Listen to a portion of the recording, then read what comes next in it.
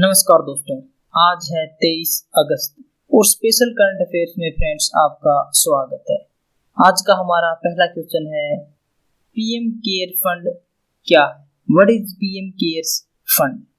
PM cares fund एक सार्वजनिक धर्मार्थ ट्रस्ट है, पब्लिक चैरिटेबल ट्रस्ट, जिसके अध्यक्ष प्रधानमंत्री हैं। अन्य सदस्यों के रूप में रक्षा मंत्री, गृह मंत्री और वित्त मंत्री शामिल हैं। PM care funds is a public charitable trust headed by the Prime Minister. Other members include Defense Minister, Home Minister and Finance Minister. इसी वर्ष मार्च माह में केंद्र सरकार ने कोविड-19 महामारी द्वारा उत्पन्न किसी भी प्रकार की आपातकालीन या संकटपूर्ण स्थिति से निपटने हेतु आपात स्थितियों में प्रधानमंत्री नागरिक सहायता और राहत कोष अर्थात पीएम केयर्स फंड की स्थापना की है। कोष में राशि की सीमा निर्धारित नहीं की गई है, जिसके परिणाम स्वरूप बड़ी संख्या में लोग योगदान करने में सक्षम होंगे। यह कोष आपदा प्रबंधन अक्षमताओं को मजबूत एवं नागरिकों की सुरक्षा हेतु अनुसंधान को प्रोत्साहित करेगा। राष्ट्रीय आपदा प्रतिक्रिया कोष NDRF कौन सा होता है? What is the national disaster response fund?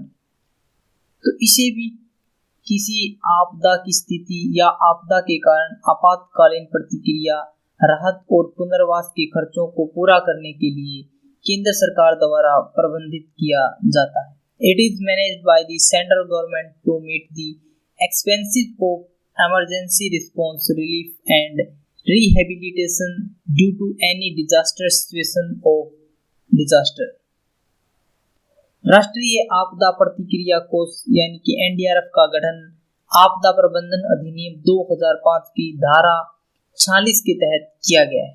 यह गंभीर प्राकृतिक आपदा के मामले में राज्य आपदा प्रतिक्रिया कोष की सहायता करता है। SDRF में पर्याप्त धनराशि उपलब्ध न हो तब NDRF का यूज किया जाता है। नियंत्रक एवं महालेखा परीक्षक यानी कि कैग NDRF के खातों को ऑडिट करते हैं।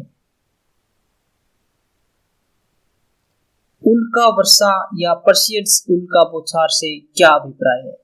Meteor rain precedes what does meteor shower mean? तो यह एक वार्षिक खगोलीय घटना है जिसे सबसे खूबसूरत उल्कापिंडों की बौछार माना जाता है। इस खगोलीय परिघटना में कई चमकीले उल्कापिंड तथा आग के गोले आकाश में तीव्र आवाज एवं रोशनी के साथ चमकते हैं, जिसे लोगों द्वारा पृथ्वी से देखा जा सकता है। It is an annual astronomical event which is considered to be the most beautiful meteor showers of bodies. In this astronomical phenomenon, many bright meteor bodies and fireballs glow in the sky with loud sounds and lights, which can be seen by people from the earth. 2020 में 17 से 26 अगस्त के मध्य उल्का वर्षा या periods उल्का बौछार सक्रिय रहेंगी। जब पृथ्वी पर एक साथ कई उल्का पिंड पहुंचते हैं या गिरते हैं तो इसे उल्का बौछार कहा जाता है। पृथ्वी और दूसरे ग्रहों की तरह धूमकेतु भी सूर्य की परिक्रमा करते हैं। ग्रहों की लगभग गोलाकार कक्षाओं के विपरीत धूमकेतु की कक्षाएं सामान्यतः एकांगी होती हैं। जैसे जैसे धूमकेतु सूर्य के करीब आता है, उसकी बर्फीली सतह गर्म होकर धूल एवं चट्टानों के बहुत सारे कणों को मुक्त करती है।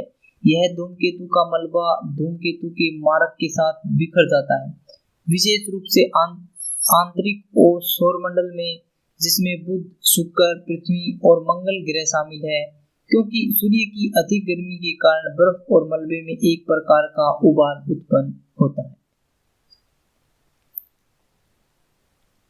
उल्का से क्या अभिप्राय है? What does mean meteor mean? तो यह एक अंतरिक्ष चट्टान या उल्कापिंड है जो पृथ्वी के वायुमंडल में प्रवेश करता है। It is a space rock और meteorite that enters the earth's atmosphere.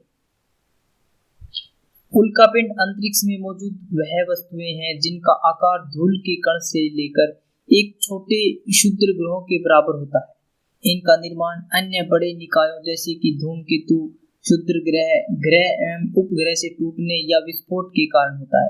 जब उल्कापिंड तेज गति से पृथ्वी के वायुमंडल या किसी अन्य ग्रह जैसे कि मंगल में प्रवेश करते हैं तो इनमें तीव्र ज्वाला उत्पन्न होती है, इसलिए इन्हें टूटा हुआ तारा शूटिंग स्टार्स कहा जाता है।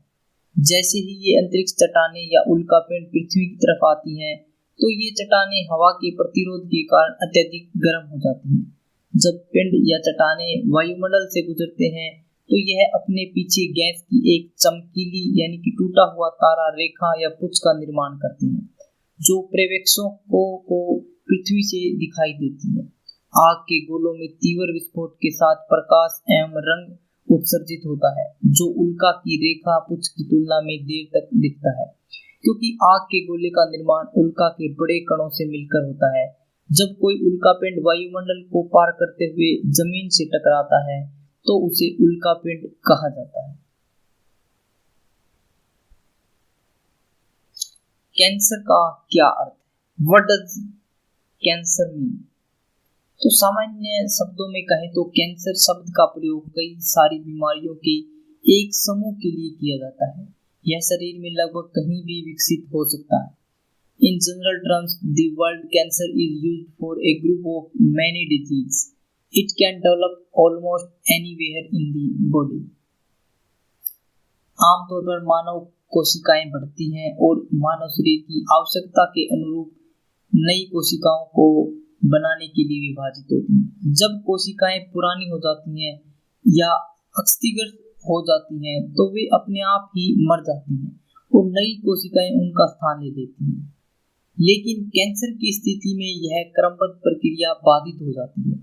ऐसी स्थिति में पुरानी अथवा क्षतिग्रस्त कोशिकाएं समाप्त नहीं होती हैं, या फिर यह भी हो सकता है कि एक नई कोशिका उस समय विकसित हो जाए जब उसकी आवश्यकता न हो। यह अतिरिक्त कोशिकाएं बिना रुके विभाजित होती रहती हैं और ट्यूमर का निर्माण कर सकती हैं। फ्रेंड्स, अगर आपको किसी भी एग्जाम के लिए SSC, CHSL, SSC, CGL, CPO, MTS, किसी भी एसएससी के एग्जाम के लिए करंट अफेयर प्रिपेयर करनी है तो आप यहां से कर सकते हैं। कैंसर के प्रमुख कारक कौन से हैं? What are the major factors of cancer? तो कैंसर के दो मुख्य रूप से पार्ट बनाए हुए हैं कि भौतिक कारक जैसे कि पराबैंगनी और आयनकारी विकिरण के संपर्क में आने से कैंसर होने का खतरा रहता है। रासायनिक कारक जैसे कि एस्बेस्टस, तंबाकू के धुएं के घटक, एफ्लाटॉक्सिन एक खाद्य संदूषक और आर्सेनिक युक्त जल का उपयोग कैंसर के प्रमुख कारणों में से एक है। जैविक कारक जैसे कि वायरस, बैक्टीरिया या परजीवी से संक्रमण भी कैंसर का एक प्रमुख कारण है। वर्तमान समय में कैंसर की बीमारी विश्व में भयानक रूप ले चुकी है। विशेषतः भारत में यह मौत के सबसे प्रमुख कारणों में से एक है, जो आज भी चिंता का कारण बना हुआ है। विश्व भर में 4 फरवरी को वैश्विक कैंसर दिवस मनाया जाता है। भारत में इसकी आक्रामकता को देखते हुए लोगों को जागरूक करने हेतु 2014 से कैंसर को लेकर जागरूकता अभियान शुरू किया गया है, जिसके तहत हर वर्ष 7 नवंबर को देश भर में राष्ट्रीय कैंसर जागरूकता दिवस मनाया जाता है। देख सकते हैं फ्रेंड्स कि एक नॉर्मल सेल्स और कैंसर सेल्स में कैसे डिफरेंस होता है। ऑनलाइन प्राइवेसी सॉल्यूशन प्रोवाइडर सर्फसर्क ने digital quality of life index 2020 के अनुसार भारत इंटरनेट गुणवत्ता के मामले में विश्व में कौन से स्थान पर है? भारत इंटरनेट गुणवत्ता के मामले में विश्व के सबसे निचले पायदान वाले देशों में से एक। India is one of the lowest ranked countries in the world in terms of internet quality. यह विश्व के 85 देशों डिजिटल जनसंख्या का 81% की डिजिटल सेवाओं की गुणवत्ता पर किया गया वैश्विक शोध है।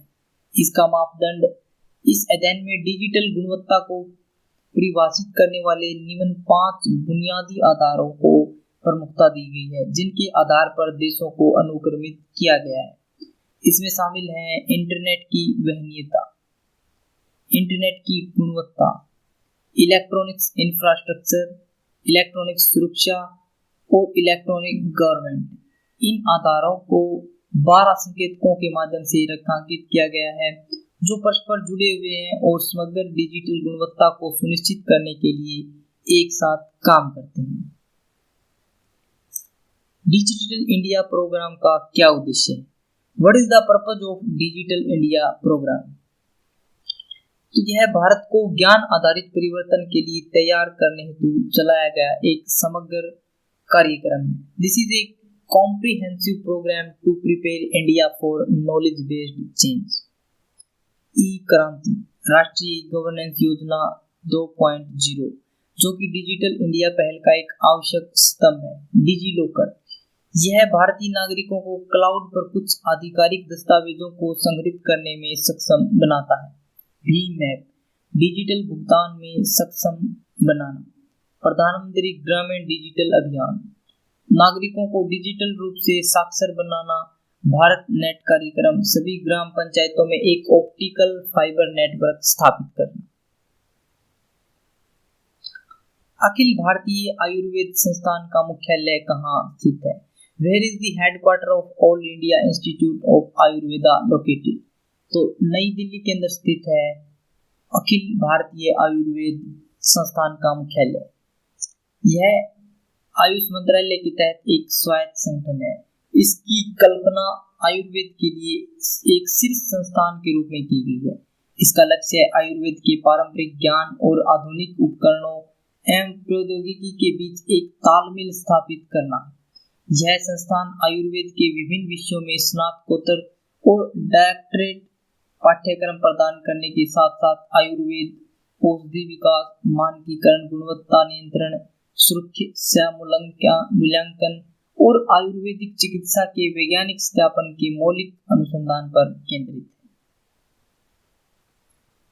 आपका जीवन उचित नहीं है, आपको अपने जीवन को उचित बनाने के लिए इसे ठीक से इस्तेमाल करना होगा। बहुत बार हम सोचते हैं कि हम जहां पैदा हुए हैं, हमारा जीवन वहीं पर उन्हीं चीजों के लिए बना है, यानी कि आपका जीवन उचित वहीं के लिए है। लेकिन अगर आपको कुछ करना है तो अपने जीवन को अगर उचित बनाना है तो इसका आपको ठीक से इस्तेमाल करना होगा। सिर्फ अपना जीवन यापन करने के लिए ही आपको जीवन नहीं मिला है, आपको जीवन बहुत कुछ करने को मिला है। Question of the day friends, PM cares fund की स्थापना कब की गई थी? ऑप्शन ए है 2005, ऑप्शन बी 2020, ऑप्शन सी 2019 और ऑप्शन डी 1969। तो कब की गई थी पीएम केयर्स फंड की स्थापना? फ्रेंड्स, अगर आपको वीडियो अच्छी लगी तो इसे लाइक करें, शेयर करें और हमारे चैनल को सब्सक्राइब करें ताकि आपको नोटिफिकेशन मिलता रहे। अगर आपको इसकी पीडीएफ चाहिए तो आप हमारे टेलीग्राम ग्रुप से डाउनलोड कर सकते हैं, जिसका लिंक हमने डिस्क्रिप्शन बॉक्स में दिया हुआ है। आज के लिए इतना ही फ्रेंड्स, थैंक्स फॉर वॉचिंग।